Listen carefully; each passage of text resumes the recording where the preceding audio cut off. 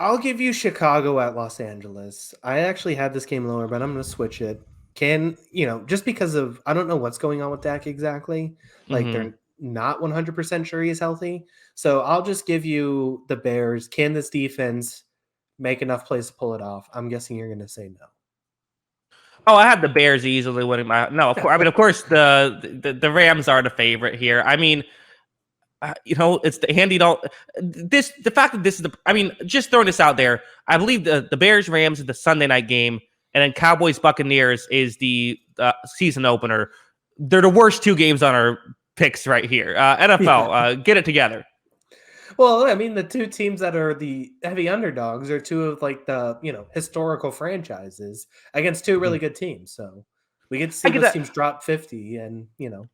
Listen, weeks 2 through 17, do whatever you do to get ratings. I feel like weeks 1 and week 18, that should be about the fans. That should be about, it's Monday night game, by the way, it is Sunday night game. There's only one. And even the Monday was the Ravens Raiders, which we had as the fourth one, although I think it should be an interesting game.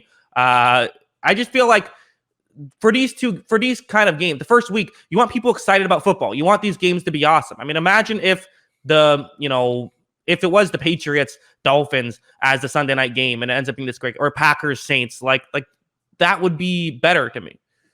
Yeah. I we'll write a letter into the league, honestly. Okay, I wanted to rant for a second. All right, but yeah, in terms of the game itself, I mean, the Rams used to have trouble with the Bears, but that was usually the Jared Goff led Rams. It'll be interesting to see again. You have this team that these teams have seemingly played each other a lot over the years. I feel like I think that the Bears will sort of play their. I would imagine they're going to play that. They're still trying to recreate that Vic Fangio scheme ever since he left. Try to do best to create that. I think the Rams will have a really easy time dicing that apart. The Sean McVay scheme should have no issues with it. I think Matt Stafford will have no problem. And I also don't think the Bears have the corners that they used to have. So I think they could, take the top off the defense if they want to. With a couple of deep threats now with Tutu Atwell and Deshaun Jackson. I just don't think the Bears defense will. I think the defense is going to have a disappointing showing. And again, the flip side is, are we expecting Andy Dalton to tear things up against this Rams defense? No, we're not. This feels like this is, if I had to bet on this game, which I might not because I don't love the 7.5, I think I'd still take the Rams minus 7.5. Yeah, and I think one of the things we've talked about this offseason, particularly you, is that this could be a sneaky bad secondary for Chicago, which is just not Mm-hmm. something we've seen for quite a while with this defense. So can that get exposed? And everything we've heard about with this, new marriage between Sean McVay and Matt Stafford is they're going to throw the ball more and more. They're going to throw the ball a lot, actually, this season. And if they're throwing the ball a lot against this Bears secondary that might be a little suspect, I mean, I got the Rams. Not to mention on the other side, it's Aaron Donald against the Chicago offensive line, where they were already making memes about the Chicago offensive line in the preseason. Never mind in the Mm-hmm. regular season Right. going up against Aaron Donald. This is going to be Mm-hmm. bad. Does Justin Fields play in this game? I guess that's the question. Ooh. I didn't even think about that. I would say no. I don't know why you would. I mean, again, there was that. What was it?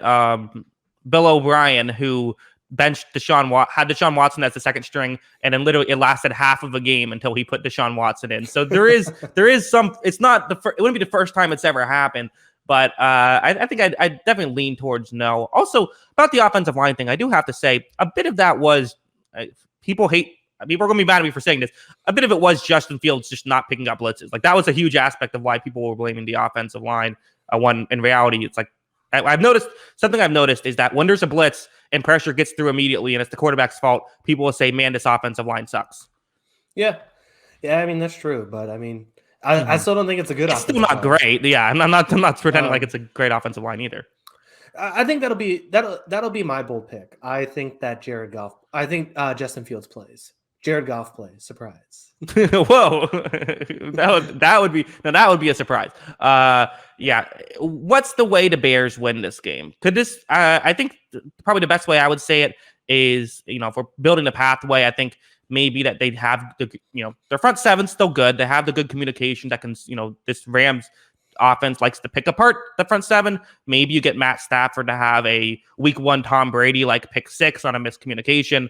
And then you can, Andy Dalton just does just enough on offense, scores like, I don't know, 17 points on offense, and you get like a pick 6, win 24-21, something like that.